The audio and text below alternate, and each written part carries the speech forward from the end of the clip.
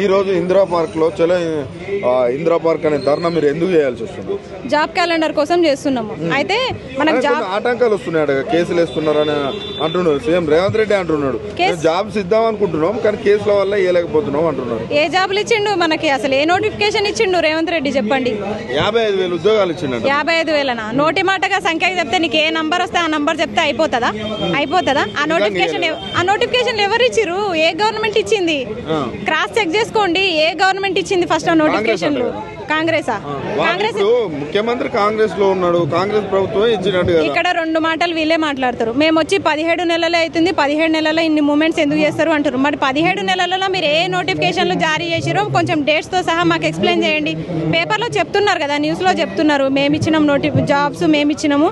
నియామక పత్రాలు ఇస్తే కాదు, నియామక పత్రాలు ఇచ్చి మేము ఇచ్చినట్టు కాదు. ఫస్ట్ ఏ ఇయర్లో 2022లో ఏ పార్టీ అధికారంలో ఉంది ఆ పార్టీ ఇచ్చినట్టు. ఆ పార్టీ ఏది? కాంగ్రెస్ ఉందా? అప్పుడు 2022లో కాంగ్రెస్ పార్టీ అధికారంలో ఉందా? చెప్పుకుంటారు అంటే ఇంకా వీళ్ళు 2 లక్షలు. ఇప్పుడు వీళ్ళు ఒక మాట చెప్పారు ఎన్నికలకు ముందు, 2 లక్షల ఉద్యోగాలు ఇస్తాం, సంవత్సరానికి 2 లక్షల ఉద్యోగాలు ఇస్తాము. మేము అధికారంలో వచ్చిన మొదటి ఏడాదే మేము 2 లక్షలు ఇస్తామన్నారు. ఇప్పుడు 2 లక్షలు చూపించుకోవడానికి కామన్గా ఒక అటెండర్ పోస్ట్ ఇచ్చినా సరే దాన్ని కలిపేసుకుంటారు. మొత్తం 2 లక్షలు. వీళ్ళకి సంఖ్య ఇంపార్టెంట్, అక్కడ జాబ్స్ ఇంపార్టెంట్ కాదు, నంబర్ ఇంపార్టెంట్ వీళ్ళకి. అది ఎట్లా కాంగ్రెస్ ప్రభుత్వం వచ్చినాక మీ నిరుద్యోగుల పరిస్థితి ఎలా ఉంది? ప్రజావానికి వచ్చి కలవచ్చు అని అంటున్నారు, అయినా కూడా మీరు ఇట్లా రోడ్ల మీద రావడానికి అసలు కారణాలు ఏంటి? సరే, ప్రజావాణిలో వచ్చి కలవమంటారు కదా, ఫస్ట్ ఎవరిని కలవాలి అది కూడా చెప్పాలి కదా. ఎవరిని కలవాలి? మేము అంటే మంత్రులు ఉంటున్నారంట, ఎమ్మెల్యేలు ఉంటున్నారట, ముఖ్యమంత్రి కూడా అప్పుడప్పుడు అవైలబుల్ గా ఉంటున్నారు. ఎప్పుడు పోయినా చిన్నారెడ్డి తప్ప ఎవరు కనిపిస్తలేరు. మరి చిన్నారెడ్డే ఉంటున్నాడు, ఎప్పుడు పోయినా చిన్నారెడ్డే, ఎవరు కనిపిస్తలేరు. మరి కొత్తగా ఎవరైనా మా ఎమ్మెల్యేనే నాకు కలవలేదు ఇప్పటిదాకా, మా ఎమ్మెల్యేనే నేను కలవలేదు ఇప్పటిదాకా. అట్లా ఉంది పరిస్థితి. ఇప్పుడు చిన్నారెడ్డిని కలిస్తే సమస్య తీరిపోతుంది అంటే మేము కలుస్తాం, చెప్పండి. మరి అట్లా కూడా ఎలాంటి యూజ్ లేదు. ప్రజావానికి పోతే మనం అప్లికేషన్లు తీసుకుపోయి ఇట్లా ఆ గోడకి ఇట్లా అతికిచ్చి రావాలి మనం, అంతే.